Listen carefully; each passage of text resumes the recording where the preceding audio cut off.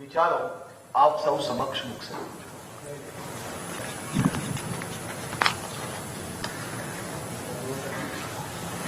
આજની આ પ્રેસ કોન્ફરન્સમાં આપણી સૌની સાથે મારા સાથી નાયબ મુખ્યમંત્રી શ્રી હર્ષભાઈ, પ્રેસ મીડિયાના મિત્રો, સૌને મારા નમસ્કાર.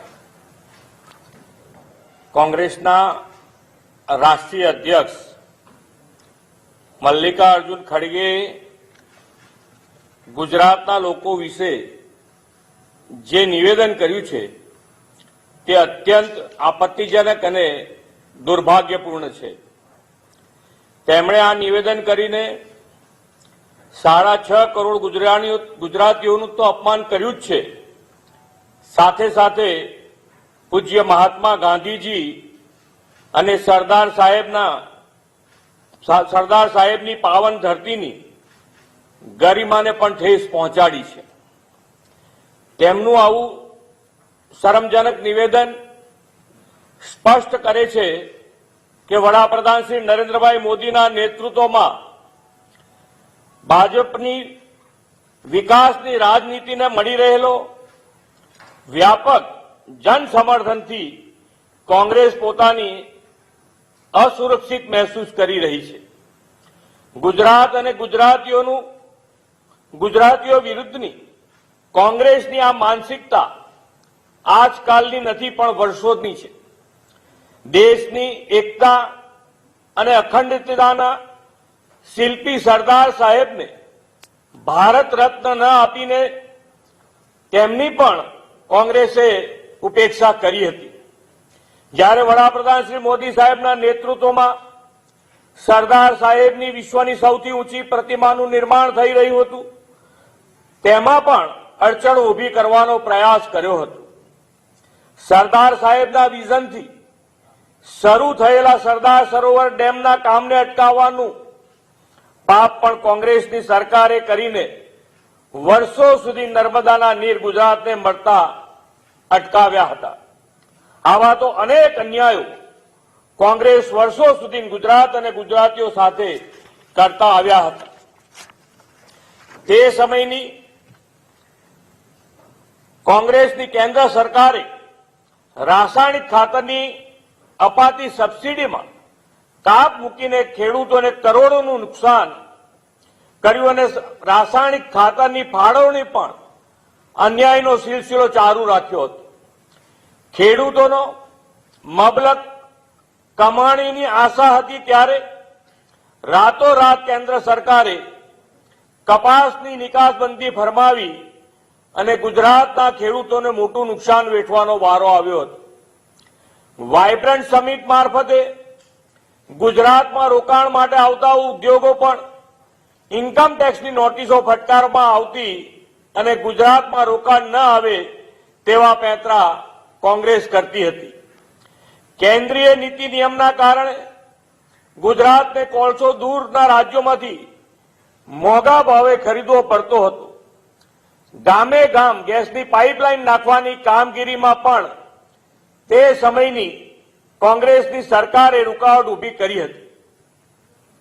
કોંગ્રેસ પાર્ટીએ તો જવાબ આપવો પડે કે તેમની કેન્દ્ર સરકારે વર્ષો સુધી નર્મદાના ડેમની ઊંચાઈ વધારવાની અને સરદાર સરોવર ડેમ પર દરવાજા મૂકવાની મંજૂરી કેમ નહોતી આપી.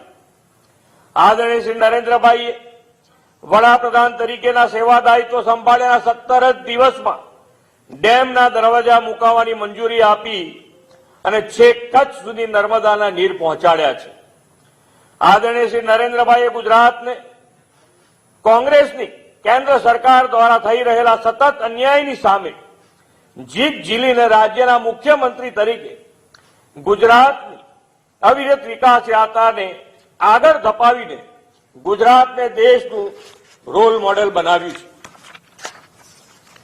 કોંગ્રેસે ગુજરાતના વિકાસને આવી સિદ્ધિઓ અપાવનાર આદરણીય શ્રી નરેન્દ્રભાઈને મોતના સોદાગર કહીને ગુજરાતની અસ્મિતાને ઠેસ પહોંચાડી હતી, પરંતુ ગુજરાતની જનતાએ શ્રી નરેન્દ્રભાઈમાં પ્રચંડ વિશ્વાસ મૂકીને કોંગ્રેસને સ્પષ્ટ જાકારો આપ્યો. છતાં હજુ પણ કોંગ્રેસની ગુજરાત અને ગુજરાતી વિરોધી માનસિકતા બદલાઈ નથી.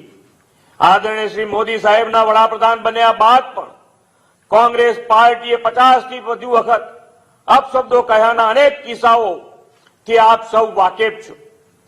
શ્રી મોદી સાહેબે આટલું અપમાન સહન કરીને પણ વિકાસની રાજનીતિથી દેશને વિશ્વમાં પ્રતિષ્ઠાભર્યું સ્થાન અપાવ્યું છે. વડાપ્રધાન શ્રી તરીકે રાષ્ટ્ર પ્રથમ અને નાગરિક દેવો ભવના મંત્ર સાથે આગળ વધીને દેશને વિશ્વની ત્રીજી મોટી આર્થિક વ્યવસ્થા બનાવવા આગળ વધી રહ્યા છે. ગાંધીજી, સરદાર સાહેબ અને શ્રી મોદી સાહેબના નેતૃત્વમાં ગુજરાત હંમેશા રાષ્ટ્ર નિર્માણ માટે અગ્રેસર રહ્યું છે અને રહેવાનું છે. આજ ગુજરાતે કનૈયાલાલ મુનશી જેવા પ્રખર કાયદાવિદ, ઝવેરચંદ મેઘાણી અને નર્મદ જેવા સાહિત્યકારો, ડોક્ટર વિક્રમ સારાભાઈ જેવા મોટા ગજાના વૈજ્ઞાનિક, ત્રિભુવનદાસ અમીન જેવા સહકારી અગ્રણી, ડોક્ટર H.M. પટેલ જેવા અર્થશાસ્ત્રી અને પ્રથમ બિન કોંગ્રેસી વડાપ્રધાન શ્રી મોરારજીભાઈ દેસાઈ જેવા વિરલ વ્યક્તિઓ દેશને આપ્યા છે. આજ ગુજરાત દેશના જીડીપીમાં 8% વધુ યોગદાન આપે છે. ઔદ્યોગિક ઉત્પાદનમાં દેશમાં 17% હિસ્સો ગુજરાતનો છે. ગુજરાત એકલું જ દેશનું 40% કાર્ગો હેન્ડલ કરે છે. દેશના ફાર્મા માર્કેટમાં ગુજરાતનું યોગદાન 30% અને નિકાસમાં 19% છે. દેશની રિન્યુએબલ એનર્જીમાં ગુજરાતનો હિસ્સો 16.50% છે. ગુજરાત આજે ડાયમંડ, કેમિકલ, ટેક્સટાઇલ જેવા ક્ષેત્રોમાં લીડર સ્ટેટ છે. ગુજરાતે ગિફ્ટ સિટી સ્થાપીને રાજ્યને દેશનું ફિનટેક કેપિટલ બનાવ્યું છે. ગુજરાતીઓના પરિશ્રમથી આજે સાણંદ દેશનું ઓટો હબ બન્યું છે અને હવે સાણંદ ધોલેરા સેમિકન્ડક્ટર હબ બનવાના છે. કોંગ્રેસના આ તાકાત છે ગુજરાતીઓની. 5 રાજ્યોની વિધાનસભાની ચૂંટણીઓમાં અને ગુજરાતની સ્થાનિક સ્વરાજ્યની ચૂંટણીમાં પોતાની હાર ભાડી ગયેલા કોંગ્રેસના રાષ્ટ્રીય અધ્યક્ષ બોખલાઈ ગયા છે અને આવા નિવેદનોનો બફાટ કરે છે. પરંતુ દેશની જનતા હવે કોંગ્રેસને બરાબર ઓળખી ગઈ છે. વિકાસની રાજનીતિના પ્રણેતા વિશ્વ નેતા શ્રી નરેન્દ્રભાઈ મોદીના નેતૃત્વને સંપૂર્ણ સમર્થનથી વિધાનસભાની ચૂંટણીઓમાં અને સ્થાનિક સ્વરાજ્યની ચૂંટણીઓમાં પણ ભવ્ય વિજય અપાવશે એવો સૌને વિશ્વાસ છે. આભાર. ભૂપેન્દ્ર પટેલ કે જેમની પ્રેસ કોન્ફરન્સ ગઈકાલે કોંગ્રેસ રાષ્ટ્રીય અધ્યક્ષ મલ્લિકાર્જુન ખડગે કે જેમના દ્વારા આપવામાં આવેલું નિવેદન, કેરળમની ધરતી પરથી ગુજરાતીઓને તેમને નિવેદન આપ્યું હતું. हम एक बहुत ही दुखी हृदय और 6.5 करोड़ गुजरातियों का आक्रोश के आप सब के बीच यहां रखने आए हैं.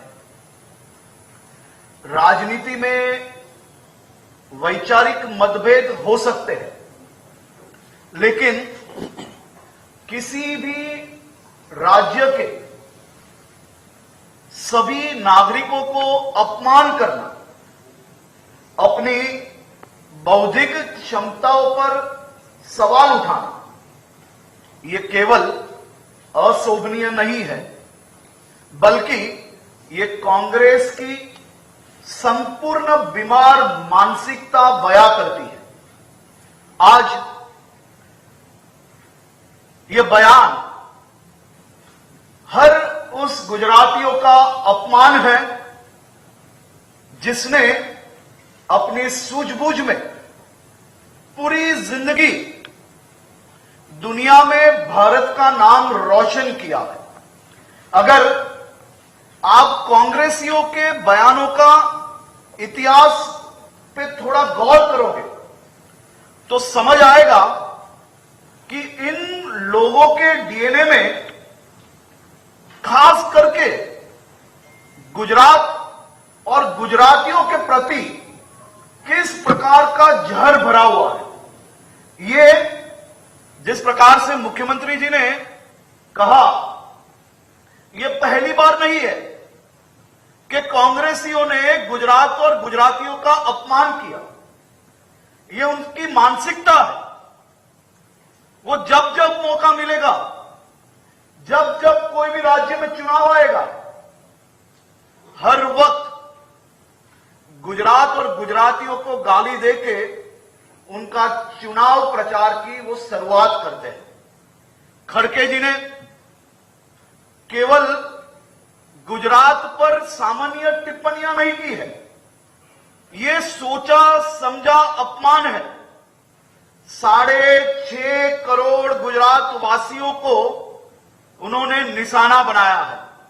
यह पहली बार नहीं है। कांग्रेस बार बार चुनाव पर चुनाव गुजरात को निशाना बनाती आई है। जो पार्टी गुजरात में जीत नहीं सकती, वो गुजरात को कोसती रही है। यह नेतृत्व नहीं, यह हार की भड़ास है, यह हार की निराशा है। खास तौर पे आज मैं मेरे गुजरात के भाई बहनों को यह कहना चाहता हूं, यह कांग्रेस की मानसिकता, यह कांग्रेस की गुजरातियों के प्रति नफरत हमें उनसे या उनकी बातों से किसी भी प्रकार का डर रखने की जरूरत नहीं है। मेरे गुजराती भाई बहनों की मेहनत, यही गुजरात के भाई बहनों का पसीना, आपका संघर्ष, यही गुजरात की असली पहचान है। जो लोग मेरे गुजरात के लोगों को उनकी मेहनत, उनका पसीना, ये गुजराती भाई बहन जो रात दिन मेहनत करके पसीना बहा के जो कुछ मिलता है उनसे उनका घर चलाते हैं, इससे कांग्रेस को क्या नफरत है, ये जवाब गुजरात की जनता आज मांग रही है। खड़गे जी सुनिए, देश पूरा आज सुन रहा है। गुजरात आपको बार बार इसीलिए, इसी नकारात्मकता के कारण गुजरात आपका असली चेहरा पहचान चुकी है। हार को स्वीकार करने की वजह, आत्ममंथन करने की बजाय आप गुजरातियों को गाली देते हैं, गुजराती मतदाताओं को सीधा निशाना बनाते हो। यह आपकी मानसिकता है, यही आपके कांग्रेस के डीएनए है और यही सभी कांग्रेसियों का रवैया है। और मैं दावे के साथ और बहुत ही जिम्मेदारियों के साथ आज आप सबको कह सकता हूं कि जिस दिन केरल का चुनाव, जिस दिन केरल में भी आपको गुजरात की तरह नकार लिया जाएगा और आपको अप्रासंगिक बना लिया जाएगा, उस दिन आप गुजरात की तरह ये राज्य के भी भोले भाले लोगों को गालियां देना शुरू कर लोगे। चाहे गुजरात हो, चाहे केरल हो या कोई भी राज्य हो, आप किसी से भी प्यार नहीं करते हो। आप बस एक राज्य को दूसरे राज्य के खिलाफ हर चुनाव में इस्तेमाल करते हो। देश को बांटने का यह आपका केवल खड़गे जी का नहीं, सभी कांग्रेसी नेताओं का हर वक्त यही रवैया रहा है। सिर्फ गुजरात नहीं, हर हिंदुस्तानी आपके इस अपमानजनक व्यवहार की निंदा करता है और देश की जनता ये जरूर से सुनिश्चित करेगी कि आप जिंदगी भर विपक्ष में ही रहोगे और धीरे धीरे आप विपक्ष के भी लायक नहीं रहोगे अगर आपका यही रवैया देश को तोड़ने वाला रहा। आज मेरे गुजरात के 6.5 करोड़ नागरिकों की ओर से मैं कांग्रेस और कांग्रेस के उन नेताओं को सवाल पूछना चाहता हूं।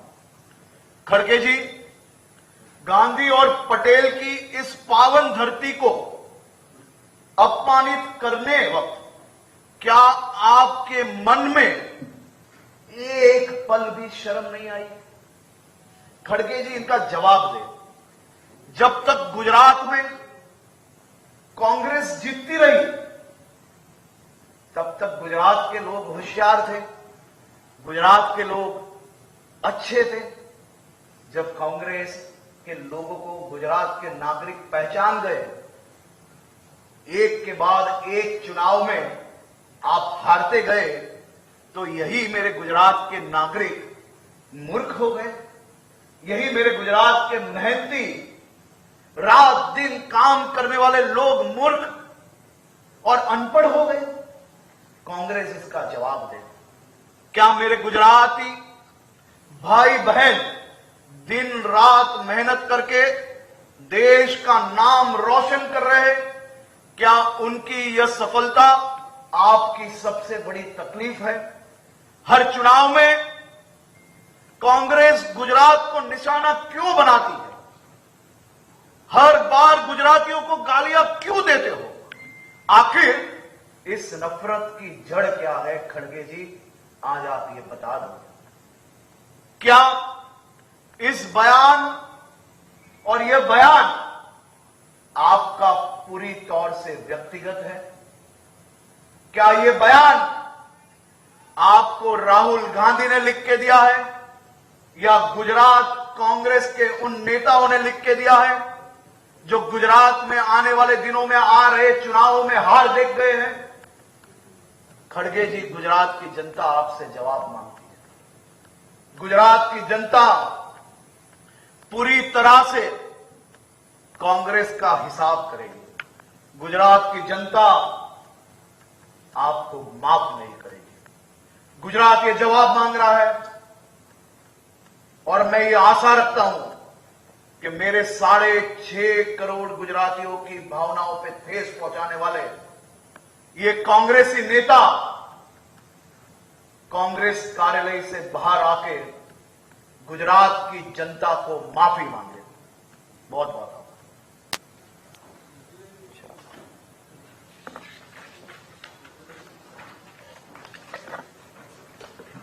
Conference deputy CM Harsh Sanghavi કે જેમણે પણ કહ્યું કે ગુજરાતની 6.5 કરોડ જનતાનું અપમાન કરવામાં આવ્યું છે અને અપમાનિત કરવામાં આવ્યા, પરંતુ જરા પણ તેમને શરમ ના આવી। જ્યાં સુધી ચૂંટણી માટે અહીં આવ્યા ત્યાં સુધી ગુજરાતના લોકો સારા હતા। વેધક સવાલો પૂછ્યા છે। ચૂંટણી હારી ગયા એટલે ગુજરાતના લોકો અભણ અને ગુજરાતના લોકો મૂર્ખ થઈ ગયા। દરેક ચૂંટણીમાં કોંગ્રેસ ગુજરાતીઓને ગાળો કેમ આપે છે? કોંગ્રેસ અધ્યક્ષ પર નાયબ મુખ્યમંત્રી હર્ષ સંઘવીના આ પ્રહાર। ત્યારે કોંગ્રેસ અધ્યક્ષ નાયબ મુખ્યમંત્રી હર્ષ સંઘવી કે જેમના આ પ્રહાર છે, કોંગ્રેસ આનો જવાબ આપે તેમણે કહ્યું, નાગરિકોની સફળતા એ તમારી તકલીફ છે। દરેક ચૂંટણીમાં ગુજરાતને કોંગ્રેસ કેમ ગાળો આપે છે?